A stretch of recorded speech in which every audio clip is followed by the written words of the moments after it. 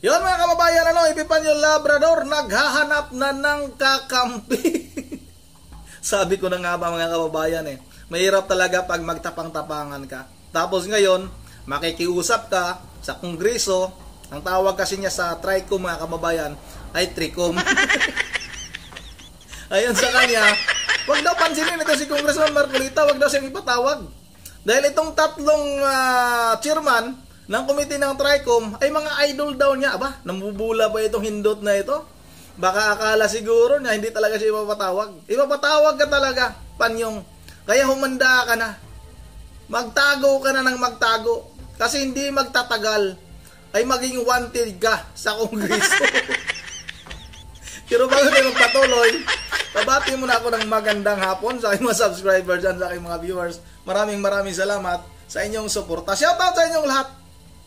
Yun ang mga kababayan, itong si Epifanio Labrador, may banat na naman kay Congressman Marcolita. Pero mapapansin nyo, kung mapapansin niyo, habang pinapakinggan niya yung talumpati ni Congressman Marcolita, nakatulala, nakatingin sa langit yung kanyang gatuldok na mata. Pilit niyang iniintindi. Pero talagang hindi niya maintindihan. Kinontra niya pa sa mga pinagsasabi ni Pangulong Bongbong Marcos. Ang layo naman. Hindi naman magkakatugma mga kababayan. Talaga totoo naman yung sinabi ni Congressman Marcolita na illegal. Na bigla na lang. Bakit may sinabi ba? Itong administrasyong ito, itong pamahalaan na ito, na may darating na warrant of arrest kay dating Pangulong Duterte. Wala mga kababayan. Lagi nilang sinasabi pag may mga press-con, pag may mga interview ng media, lagi nilang sinasabi na hindi sila makikipagtulungan sa ICC. Tapos ngayon, yung palusot ni Marcos Jr., nakipagtulungan sila dahil sa Interpol. Yung Interpol nga umamin din na walang red notice. Kaya hindi nakikialam itong Interpol dahil alam nila na political. May halong politika itong pagpaparesto kay dating Pangulong Duterte. Hindi mo maintindihan, Panyong. Huwag mong lukuhin yung mga taga-suporta mo na paniniwalain mo na ikaw yung tama. Pero may napansin din ako kay Panyong ngayon dahil nung nakarang araw nga, ibinunyag natin dito sa ating YouTube channel na may sakit pala ito. Kasi nga, nung pinapakita niya yung mga ID niya, nakuno, baka napulot nga lang sa kalsada yung mga kababayan, nakuno siya yun. Nakita natin, napansin natin yung mga sugat niya sa kamay niya dito. Ang daming sugat. Ayun sa ating mga kababayan, baka daw yun ay kurikong o kitong. Kaya ngayon, kung mapapansin niyo, yung ginawa niyang video ngayon ay hanggang dito na lang pinapakita niya. Hindi niya na pinapakita yung kanyang kamay. At lagi na siyang nakasuot ng mahabang manggas, naka-long sleeve na ito. Diba ko, Amerikana ba yan? Sabi ng mga kababayan natin, yung pinakita nating damit niya nung nakarang araw, Amerikana daw, galing daw sa hukay yun. Nakuha. Pwede naman yun, pakisagot naman. Kung saan galing yung Amerikana ba yun? Ang kintab nun, parang yun yung ginagamit sa rodeo yung pinapasuwag ng dabol. Yun ang mga kababayan, balik tayo sa pinagsasabi nitong si Epifanio Labrador. Hindi talaga niya makuha yung gustong sabihin ni Congressman Marcolita. Ang gusto lang talaga niya, na kontrahin niya ng kontrahin at murahin ng murahin itong si Congressman Marcolita. Wala siyang ibang alam kung hindi pagmumura lang. Huwag pala natin kalimutan sa darating na eleksyon ay number 1 natin sa ating balota itong si Congressman Marcolita. Mananalo itong mga kababayan. At lahat ng mga senatorial candidate ng Team Suka, yan dapat ang iboto natin. Huwag tayong bumoto sa lahat ng mga kandidato ng bangag. Kahit na yung mga nagpaparamdam, yung mga kunwari, huwag tayong magpabudol ulit mga kababayan. Ito na, huwag na natin itong patagalin. Sabay-sabay na natin itong panoorin. Asa na? Walang boses. Ayan. o banat. Itong ating pag-uusapan ngayon, ito panoorin muna po natin yung naging pahayag po nito ni Marco Beta dito po sa naganap na rally na kung saan ay kasama niya yung kanyang mga kapwa. Kapwa. Anong klaseng kapwa? Kapwa tanga. Hindi mo kapwa tanga. Kapwa diablo pa. Na walang iba kundi yung kanyang mga kasama. So, mga kasama ng araw na yun na nagsasalita siya na kung saan niloloko nila ang taong bayan, no? At kinukumbinsi niya na mali ang ginagawa ng ating gobyerno. So para hindi na po magtagal, ito panoorin po natin mga minamahal po mga kababayan. Ang totoo po, lahat po tayo'y nalulungkot sa bilis ng mga pangyayari na naganap sa ating bayan. Bigla na lang pong hinuli ang ating dating Pangulo at ang kanyang pagkakahuli hanggang ngayon ay hindi po maliwanag at hindi po ipinapaliwanag ng pamahalaan. Ang sabi po nila ay nag-issue ng warrant of arrest ang ICC. Ito po yung International Criminal Court. At ang sabi po ng pamahalaan, ginawa lang nila ang kanilang tungkulin, ang kanilang obligasyon sa Interpol. At sinerve po ang warrant sa dating Pangulong Rodrigo Duterte. Ngunit, mapapansin po ninyo, hindi man lang po natin nakilala kung sino yung representative ng Interpol na nag-serve ng warrant of arrest. Ang kahit nagsasalita lamang po doon na nakita natin ay yung isang General Torre at yung kanilang tagapagsalita. Wala po yung representative ng Interpol. Paano mangyayari na isa-serve mo ang warrant of arrest na kinors ng ICC sa Interpol kung wala yung mismong representative ng Interpol na magsa-serve ng warrant? Tama. Kailangan malaman po ninyo na ang local representative ng Interpol dito sa ating bansa ay yung tinatawag na PCTC. Ito po yung Philippine Center on Transnational Crimes. Bakit wala po yung executive director ng PCTC na siya dapat ang personal na nag-serve ng warrant of arrest? Ang nag-serve po ay yung General Torre na wala pong karapatang gumawa ng bagay na yon. Ang dapat po na gumawa nun ay yung representative ng Interpol na hanggang ngayon ay hindi pinapaliwanag ng pamahalaan. Ang pumasa ng Miranda rights, yung Miranda rights po ay pangkaraniwan yung naririnig pag nanonood kayo ng mga nobela sa TV. You have the right to remain silent, you have blah blah blah. Anything that you will say will be utilized against you in any courts of law. You have the right to engage your own counsel. Yun po yung Miranda rights. Ang nagbasa noon ay si General Torre. Hindi siya ang representative ng Interpol sa ating bansa. Bakit po ganoon ang proseso? Nakalagay po sa tuntunin ng ICC na kapag ka ang mamamayan ng isang estadong katulad natin ay hinuli na Interpol, kaagad siyang ilalagay sa harap ng isang competent judicial authority dito sa bansa na kung saan siya naninirahan.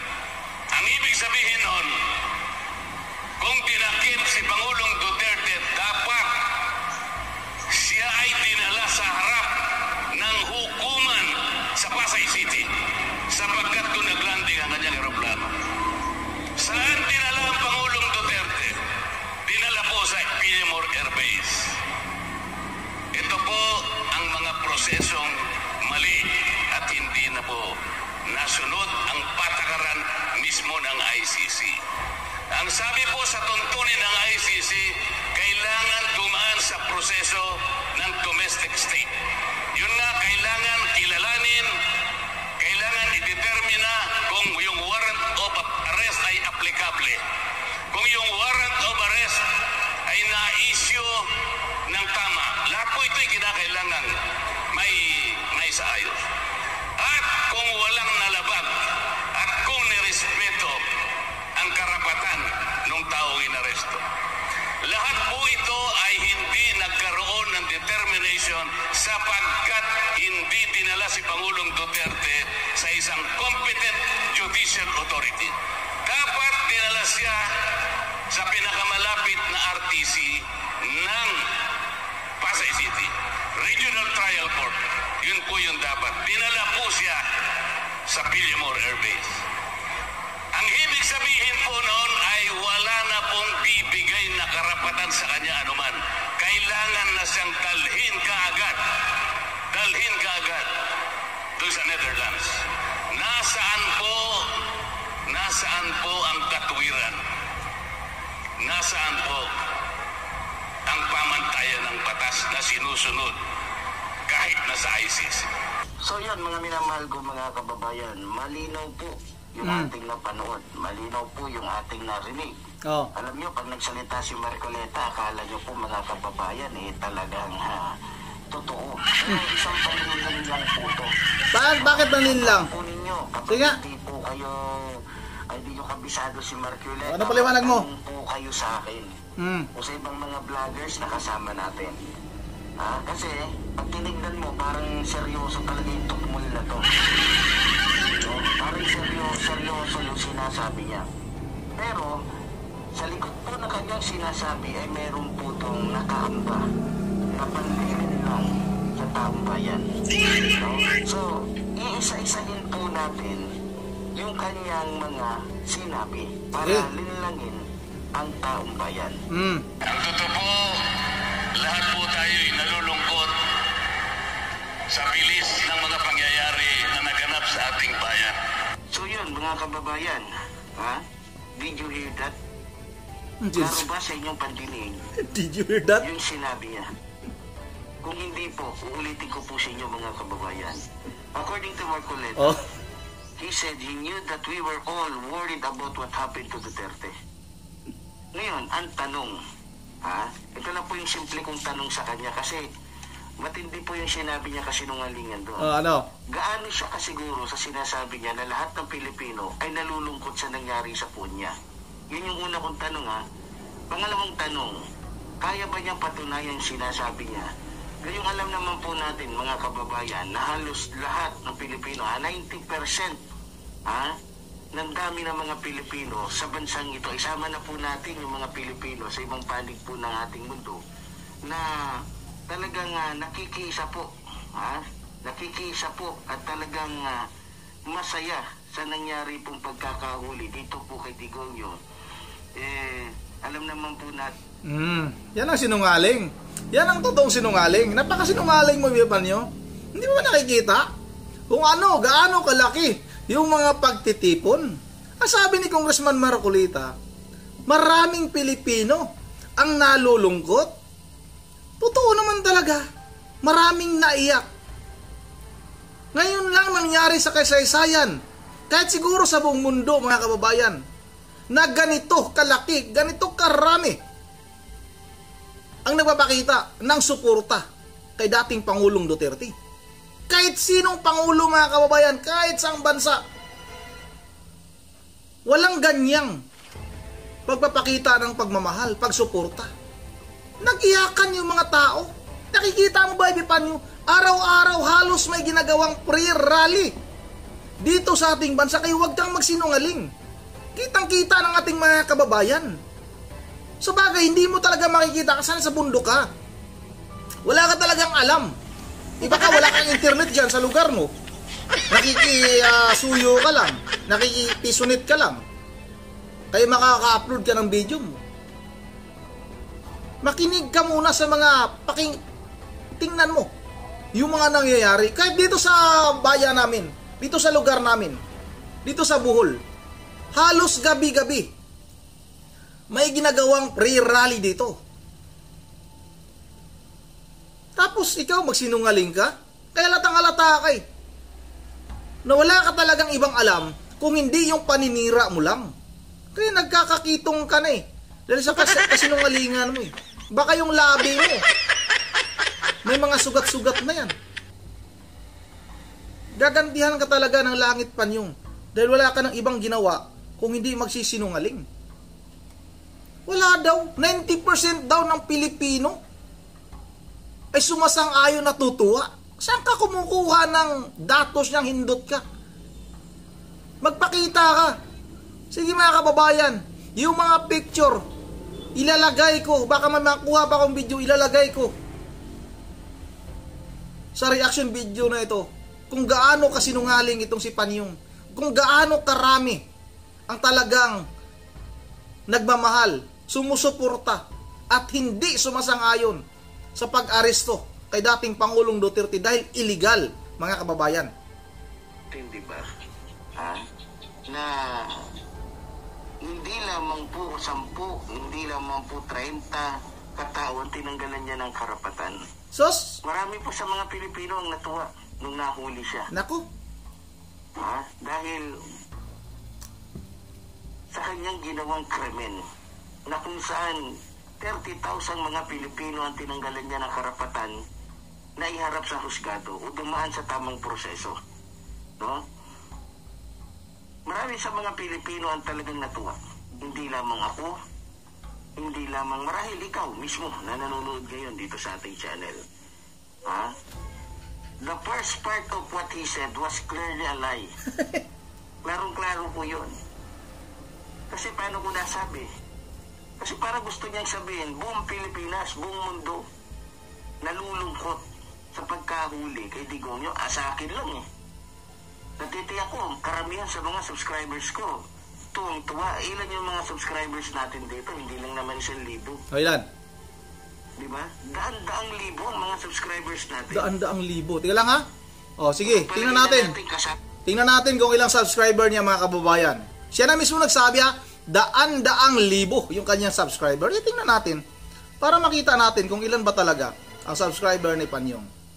Tingnan natin para makikita natin kung ilang subscriber mo. Sinabi mo ha, daan-daang libo ha. Sige. Tingnan natin kung ilan yung subscriber mo, Epipanyo Labrador. O, ang subscriber niya ay 169. O, ito ha. 169,000 mga kababayan. Daan-daang libo. Pag magsabi ka ng daan-daang libo, kaya tumabot ka sana ng 200,000. 100,000 at 69. Huwag mo sabihin na daan-daang libo Panyong. Napakasinungaling mo. At siyempre, yung mga subscriber mo talaga, siyempre mga uto-uto yan, talagang maniniwala sa'yo. Kasi nga, yung mga utak niya mga yan, ay gamunggo din. Tapos sinasabi mo, 300,000, 30,000? Ilan lang ba? Yung sinabi ng mga nabibiktima ng Ejiki na yan. Alam mo naman kung ilan lang. Kaya huwag kang magsinungaling. 44, 43 mga kababayan. Ang layo sa sinasabi nilang 30,000. Kaya kini-question ngayon ni Vice President Sara Duterte, saan yung sinabi ni Atty. Kunti? Ito mo, Kunti. O, Kunti mga kababayan. Na umaabot sa 30,000. Pero pala doon, pagdating sa ICC, yung tinalakay doon ay nasa 44 o 43. O ilang taon yan. Kaya huwag kang magsinungaling, huwag kayong magsinungaling. Kasi mabubuking at mabubuking kayo. Walang kasinungalingan na mangingibabaw. Walang kasamaan na laging nagtatagumpay. Panyong, huwag kang masyadong sinungaling. Diyan pa lang sa sinasabi mong daan-daan. Daan-daang libo. Daan-daang libo sa mukha mo. Ang yabang-yabang mo. O, wala. Sana. Driver natin ng mga abayers. Diba? Marami. Sa ibang mga kasamahan pa natin mga vloggers. Sos. O, diba? Marami mga Pilipino ang tuwang-tuwa at nakikisa. Ilan lang kayo? Kaya, tulad ng sinabi ko, the first part of what he said was clearly a lie. Ngayon, panoorin po natin yung pangalawang video. Oh, sige. Yung pangalawang sinabi niya doon sa video pinanood doon natin. Sige. Kasi doon sa Wala ka man naman maintindihan niya, lahat daw tayo nalulungkot sa bilis daw ng pangyayari. So, ang ibig sabihin po yan, ang pinakapunto niya doon, yung nangyari po sa kanyang puon. No? Pangalawa, ano bang sabi niya? Ito, panoorin po natin. Bigla na lang pong hinuli ang ating dating Pangulo at ang kanyang pagkakahuli hanggang ngayon ay hindi po maliwanag at hindi po ipinapaliwanag ng pamahalaan. Ayun, nakita nyo naman, klarong-klaro po mga kababayan. Yung una, sabi niya, tayo daw lahat ay nalulungkot sa nangyari kay Digong. Bagamat hindi naman totoo. Ngayon, dito sa part 2, sa part 2 ng kanyang mga sinabi, na sinabi niya dun na bigla na lamang daw. Bigla, yung salitang bigla kasi, ano yan masasabi mong walang kahit anong kaalaman yung isang tao patungkol sa gagawin sa kanya. So doon pa lang, palpak na. Bakit? So, sabi niya, bigla.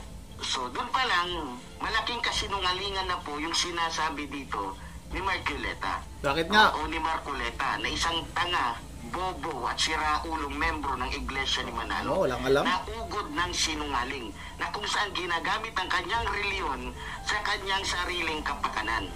No? So, klaruhin natin to. Sabi niya, wala man lamang daw paliwanag dito ang ating gobyerno. So, ang tanong, totoo ba yung sinabi niya? Dito, ipapaliwanag ko sa inyo at ipamumuka ko dito kay Marco Beta na naggustong ipatawag ako dahil fake news na yung sinasabi ko, na kung meron man ditong fake news, siya yun. At kung meron man ditong si Raulo, gago at hindi dapat paniwalaan ng mga tao, siya yun. Ha? Eto, panoorin nyo to mga minamahal ko mga kababayan. Mr. Duterte was arrested in compliance with our commitments to Interpol. Hours before his arrival, Interpol Manila received an official copy of the ICC warrant. This prompted the Prosecutor General of the Department of Justice to serve the warrant. Interpol asked for help, and we oblige because we have commitments to the Interpol, which we have to fulfill. If we don't do that, they will no longer help us with other cases involving Filipino fugitives abroad. This is what the international community expects of us as the leader of a democratic country that is part of the community of nations. So I'm sure that the details that surround this what has happened today are familiar to you. I just wanted to make very, very clear and give you the facts from the departure of former President Duterte from the Philippines. Sinasabi ng kampo ni PRRD na unlawful arrest daw itong ginawang pag-aresto sa kanya. Well, we followed every single necessary procedure. Panalita pa lang, guilty na kagad which to serve that warrant and to read him his rights. We followed all the legal procedures that are necessary. So I'm confident that if in further examination, you will find that it is proper and correct. Sir, third question from the MPC. Mr. President, may violation ba ito sa ating soberanya itong pagkaka-aresto kay dating Pangulong Duterte? No. Bakit naman? Bakit naman? Dahil consistent naman tayo. Hindi tayo tumutulong sa investigasyon ng ICC. Wala tayong meron tayong contact sa kanila, natural. Ayun ang mga kababayan, patuloy ko lang dyan ha. Yan sinasabi niya na hindi nakipagtulungan. Nakipagtulungan pero kunti lang. May contact. Diyan maliwanag na pinagluloko nila ang mga Pilipino. Taong bayan pinagluloko ng pamalang ito. Kasama na itong si Supot na ito. Hoy Supot, makinig ka. Anong sinabi ni DILG Secretary Remulla? Ito si John Vic. Ilan silang nagplano? 4. Pinagplanuhan na nila kung paano gawin ang pag-aresto. Walang kamalay-malay. Walang kamalay-malay. Totoo yan. Walang kamalay-malay tayo. Naraming nabigla talaga. Totoo yan. Dahil nung mga ilang araw bago inaresto itong si Pangulong o dating Pangulong Duterte, may naglabas ng pahayag itong Philippine National Police na wala silang kahit anumang alam na may warrant of arrest na darating sa ating bansa si dating Pangulong Duterte. Maliwanag yan mga kababayan. Kaya totoo. Di ba sinabi ni Congressman Marcolita na maraming nabigla. Yung babae nga dun nakasama ko doon sa ginawang pre-rally namin dito. Umiyak. Naipakita ko dyan sa video. Sa upload ko. Umiyak siya. Dahil hindi niya alkalain na ganun ang mangyari kay dating Pangulong Duterte. Wala tayong kamalay-malay na may ganun palang pakikipagtulungan itong gobyerno na ito. Tapos magsinungaling.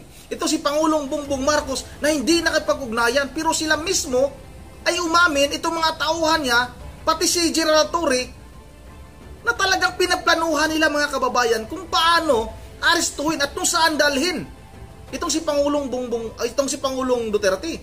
Hindi kasama si Bangag. Siya pala yung nagpa-aresto. Tapos ikaw, Panyong, gagawa ka ng kwentong kasinungalingan na wala ka rin naman palang alam. Ito, mga kababayan, magpatuloy natin ito. Kung anong paliwanag dito kay Panyong. Medyo mahaba na ito ating video. Pero magpatuloy natin ito. Sana wala. Not on an official level, we didn't help them in any way. The arrest that we did today was in compliance with our commitments to Interpol. It just so happened that came from ICC.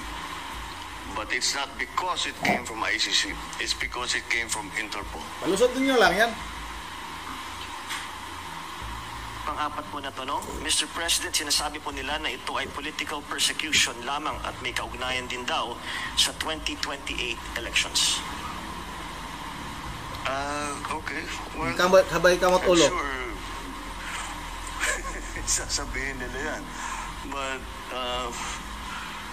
this case started in 2017 when we were still members of the ICC. And it was during the time of former President Duterte. So, I don't see how that can be political persecution on my part because it was initiated before I even came into the picture. So, that would seem. But once again, we have to recognize that, of course, it's natural for people to lalagyan ng politika, kulay ng politika.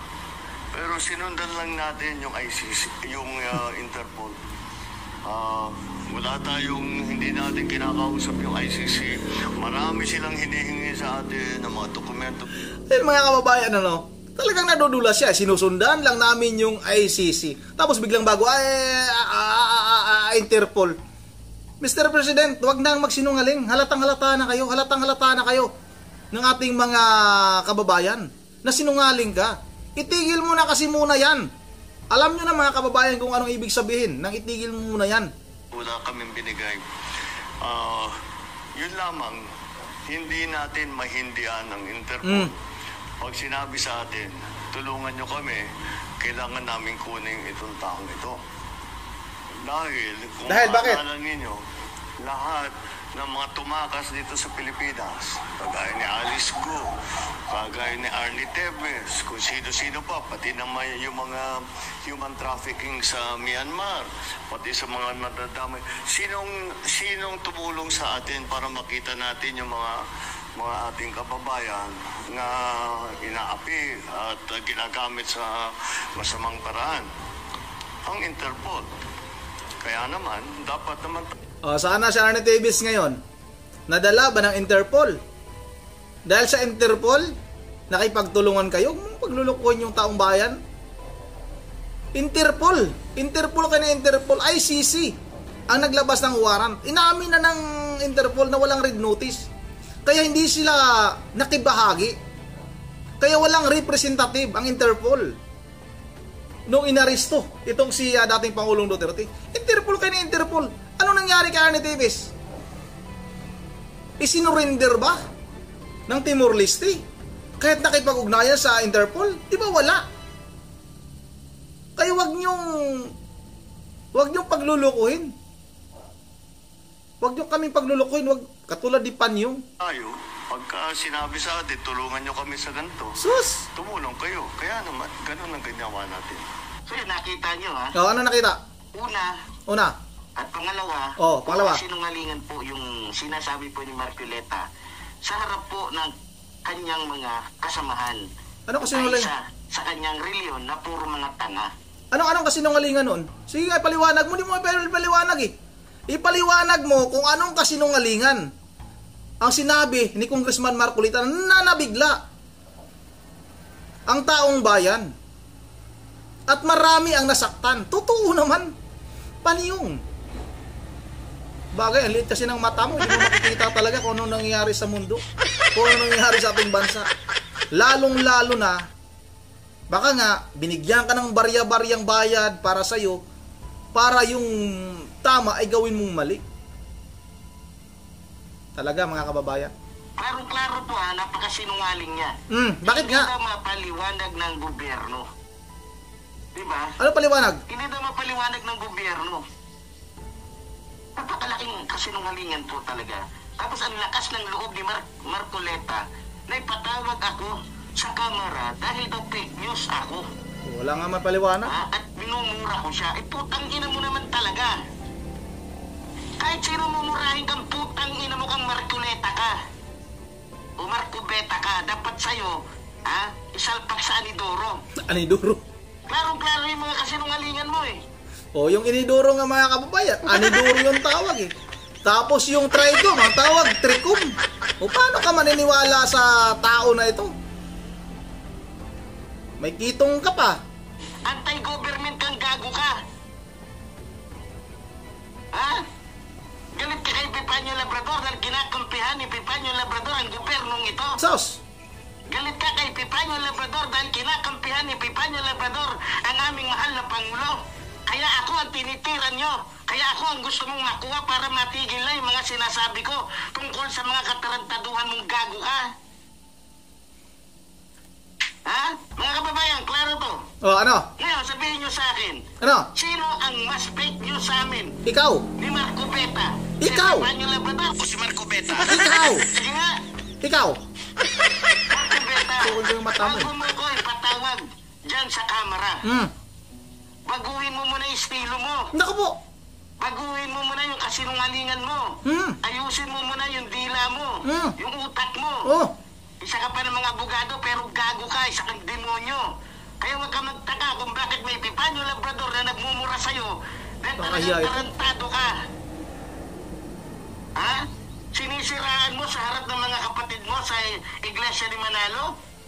Yung aming mahal na Pangulo. Para ano? Para masolo mo yung boto nila. Hindi kailangan ng mahal na Pangulo namin yung boto ninyong mga igling. Sos. Dahil hamak naman na mas maraming mga Pilipino ang bumoboto sa kanya at boboto sa kanya sapagkat malinaw pa sa tubig na hindi nadadapuan ng hangin yung mga kabutihan na ginagawa ng aming mahal na Pangulo. Ano, Marcobeta, galit ka na naman sa akin ngayon dahil nabunyag ko na naman yung katarantaduhan mo. Ano sinasabi mong hindi na paliwanag? Eh siguro naman, kung yung sinasabi nga ng aming mahal na Pangulo ngayon sa mga nanonood ngayon sa channel ko malamang naintindihan nila. Ikaw pa kaya? Malamang hindi mo nga iintindihin dahil ang gusto mo, ang intindihin yung sayo dahil meron kang sariling motibo dahil ang gusto mo, maging senador. Kaya nagpapapogi ka sa mga, supporters ni Digongyo. Alam na. Kaya huwag mo nang lokohin pa mga Pilipino. Pero isa lang masasabi ko sa'yo. Sa kangkungan ka dadamputin, Marcoleta. At natitiyak ko sa'yo na 99% sa mga Pilipino hindi boboto sa'yo. Dahil sa pagmumukha mo pa lang, mukha kang chihuahuang aso. Walang ligo. Sa sobrang laki ng mata mo, tulad ng sinabi ko. Speaking of walang ligo, mga kababayan, nakikita nyo naman yung kanyang kamay. Ipakita mo nga ulit yung kamay mo, Epipanyo. Ikaw, tawag nito mga kababayan, kutya ka ng kutya Ipakita mo ulit yung kamay mo kung sino ba talaga ang totoong walang ligo. May papakita ko dyan, kung nandyan pa yung na-screenshot ko na mga sugat-sugat sa kamay nitong si Epipanyo na ito. Nakakaya ka, Epipanyo? Kutya ka ng kutya. Ikaw nga yung mukhang walang ligo. Dyan na yung mukhang walang ligo. Hindi mo na sinusunog doon sa impyerno bagamat buhay ka pang gago ka. Kita nyo ang lakas ng siraan, ang lakas ng loob pumunta doon sa Tricom ba yun? Tricom. Ang lakas ng loob na sumama doon, laging sumisingit, gusto niya lagi siyang bida kahit hindi naman siya kailangan, kahit hindi siya kasama sa committee. Gusto niya sumingit na sumingit. Alam niyo kung bakit hindi siya pinapasali? Dahil halata, hindi lang masabi ng mga congressman dyan, na isa siyang mongoloid, na isa siyang gago, isa siyang papansin na congressman. Gustong magpabida, pabida-bida. Pero kapag tinira na, lumalaki yung mata, gago ka. Diba? Ngayon, Marcoleta, mag-aano ka na naman, papatawag mo ako, putang ina mo. Yan lang masasabi ko. Pera lang doon sa mga matitinong mga congressman niya, katulad ni Congressman Akop, Congressman Dan Fernandez, Congressman Abante, Congressman Ace Barber, at iba marami pa, Luestro at marami. Lahat ng membro ng Quadcom, lahat yan, mga iniidolo ko. Sapagkat wala silang sinisino, walang pinipili, mahirap ka man o mayaman. Ngayon, sa mga congressman na pinaglalaban natin dito at iniidolo natin, sana naman, hindi porket, alam naman natin, di ba? Yung karamihan, iba dyan, ng mga politiko, tuwing eleksyon, lumalapit sa iglesia ni Manalo. Sana naman, huwag niyong ipagpalit yung aking pakikipaglaban para sa inyo dahil lang sa lumalapit kayo sa iglesia ni Manalo tuwing eleksyon. Ayan na mga kababayan, namubula ka pa sa mga congressman na huwag kang ipatawag dahil pinaglaban mo sila. Paano mo sila pinaglaban? Sa iyong kaduwagan? Sa iyong kasinungalingan? Pag may paglalaban ka nga, Panyong, dapat hindi ganyan. Ipapakita mo yung sarili mo. Ipapakita mo. Magpakita ka ng mukha. Hindi yan matatawag na katapangan. Yan ay kaduwagan. Hindi ka pwedeng magiging isang bayani. Tapos hanggang salita ka lang. Gusto mong ipagtanggol yung ating mga kababayan, pero ikaw mismo, yung sarili mo, ay kinatatakutan. Mali pala. Yung anino mo, ay kinatatakutan mo. Masyado kang hambog. O hindi mo nga may paliwanag kung ano yung sinabi ni Pangulong Bongbong Marcos Jr. Bangag. Kung ano yung paliwanag niya. Halos hindi mapapaliwanag ni Pangulong Marcos Jr. Puro lahat kasi sinungalingan. Di ba? Hindi mo maintindihan yun. Lalong-lalo na hindi mo naiintindihan yung mga sinasabi ni Congressman Marcolita. Tapos ngayon, bubulahin mo pa, binubula mo pa itong mga congressman na ito na hindi ka dapat ipapatawag, naghanap ka pa ng kakampi sa ngayon. Ang haba na ng video natin mga kababayan, pasensya na kailangan natin itong supalpalin itong tao na ito. Dahil yung utak nito gamunggo. Tingnan nyo, yung kaniyang itsura, halos hanggang liig na lang yung pinapakita niya. Dahil nga, may sakit ito. Tapos kung makapangutya siya sa tao, kung makapanglait siya sa tao, akala niya napaka-perfecto niya.